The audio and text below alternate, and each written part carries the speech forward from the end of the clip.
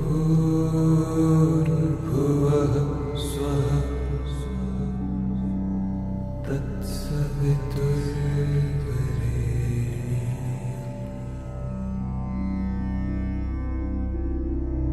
भर्गो देवस्य धीमहि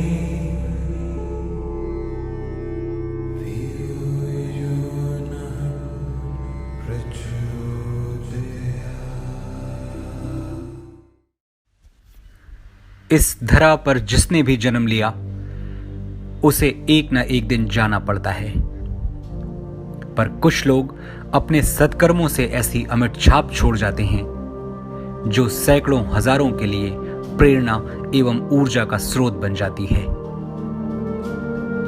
अमेठी के ऊसर में विचार क्रांति की मशाल जलाकर मानवीय मूल्यों की स्थापना और सामाजिक कुरीतियों के खिलाफ अभियान चलाकर समाज को नई दिशा देने के श्रेष्ठ कार्य ने एक सामान्य मानव को महामानव बना दिया।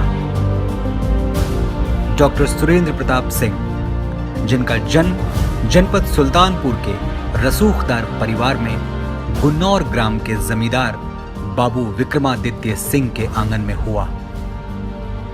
ये वही परिवार है जिसके बेटे ठाकुर रामपाल सिंह ने आजादी की लड़ाई लड़ी और पंडित जवाहरलाल नेहरू के साथ जेल में रहे। ये वही परिवार है जिसकी बेटी अमेठी रियासत के पराक्रमी राजा भगवान बख्श सिंह से ब्याही गई और राजर्षि रणंजय सिंह जैसे महान समाज सेवी, तपस्वी और मनस्वी को जन्म दिया। 4 पुत्रियों के बाद जन्म होने पर बालक सुरेंद्र का पालन पोषण बड़े ही लाड़ प्यार में हुआ। बचपन से ही इनके व्यक्तित्व में आकर्षण था। उन्होंने प्रारंभिक शिक्षा गांव के ही प्राथमिक विद्यालय से ग्रहण की। आगे की पढ़ाई मुसाफिर खाना के AH इंटरमीडिएट कॉलेज में हुई। पढ़ाई में मेधावी होने के कारण वो हमेशा अपने सभी अध्यापकों के प्रिय रहे। अच्छी मेरिट होने के कारण प्रदेश के सर्वोच्च मोतीलाल नेहरू इंजीनियरिंग कॉलेज में दाखिला मिला, किंतु वहां के माहौल में खुद को उपयुक्त ना पाते हुए उन्होंने उसे ठुकरा दिया।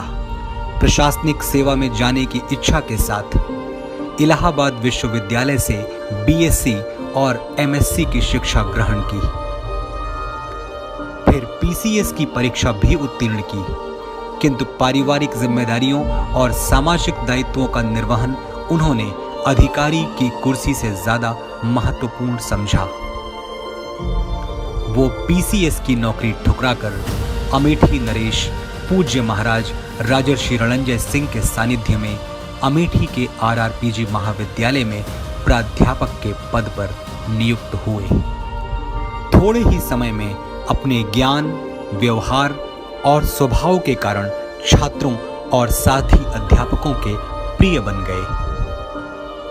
देखते ही देखते महाविद्यालय के प्रत्येक कार्यक्रम में प्रमुख भूमिका की महत्वपूर्ण जिम्मेदारी दी जाने लगी, जिसका सदैव सफलतापूर्वक निर्वहन करते रहे।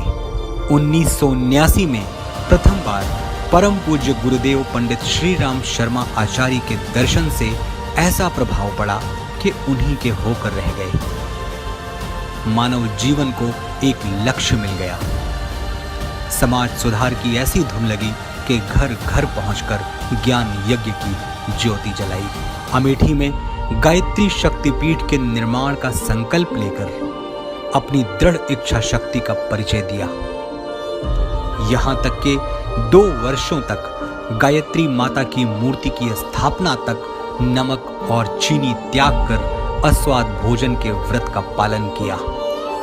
90 के दशक में अमेठी का दृश्य याद कर आज भी लोगों के मन प्रसन्न हो जाते हैं। चारों तरफ घंटा घड़ियाल की ध्वनि, पीत वस्त्र में महिलाओं की कलश यात्रा, हवन पूजन और घर घर पहुंचकर नशा मुक्ति और दहेज प्रथा के खिलाफ अभियान, यही तो उनकी दिनचर्या थी।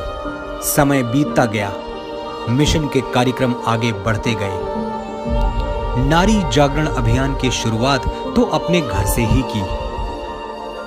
अपनी पत्नी को बीएड, एमएड की डिग्री दिलाकर इंटर कॉलेज के प्रधानाचार्य पद तक पहुंचाने का सफर किसी क्रांतिकारी कदम से कम न था। 4 बच्चों का पालन पोषण करते हुए पढ़ाई में भी उत्कृष्ट स्थान प्राप्त कर उनकी पत्नी गायत्री सिंह ने अपनी सफलता, कार्यकुशलता और क्षमता के बल पर विशेष स्थान हासिल किया।